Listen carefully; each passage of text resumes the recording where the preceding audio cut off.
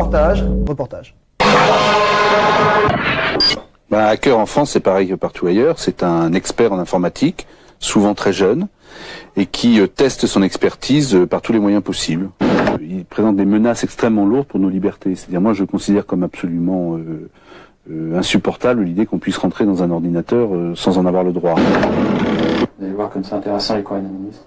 Des hackers justement en voilà. Ils ont trouvé le mot de passe pour le courrier électronique du ministre des Télécoms.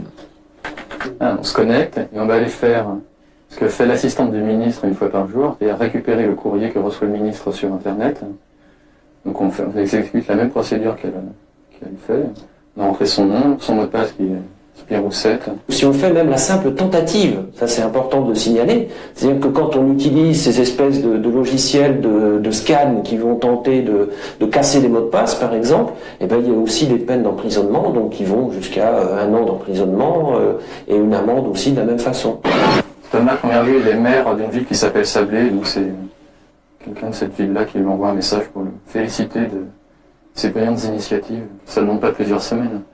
C'est surtout une question de méthode, il ne faut pas faire d'erreur, il ne faut pas se faire remarquer, mais c'est pas d'une grande complexité technique. Parce qu'il faut déjà beaucoup de connaissances, il faut pouvoir les utiliser, avoir du matériel, donc j'allais dire c'est pas quand même à la portée du citoyen lambda. Le ministre, on va aller changer ça. D'accord. On va le mettre le ministre de l'espace. Le ministre du web. Le space.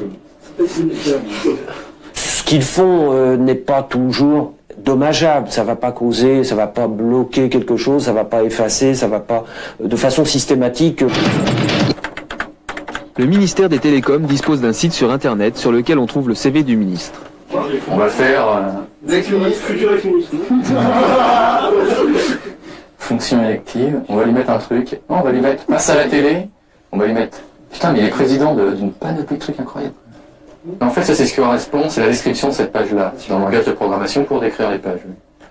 Après avoir trouvé où était stocké le CV sur le serveur du ministère, les hackers rajoutent une ligne à la bio de François Fillon. 1996.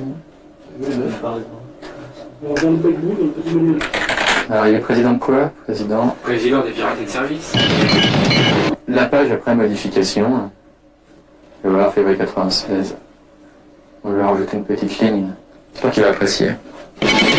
Il ne faut pas non plus, je pense, fantasmer et voir Wargames à tous les coins de porte. Hein. On va pouvoir pirater à peu près n'importe quoi. Après, ça va être une question de moyens qu'on va pouvoir mettre en œuvre pour pouvoir le faire. Mais il n'y a pas de raison qu'on puisse pas rentrer. Moi, j'ai déjà vu sur Internet, j'ai rentré sur Internet sur des sites comme sites de recherche nucléaire ou des sites qui sont rattachés à l'armée.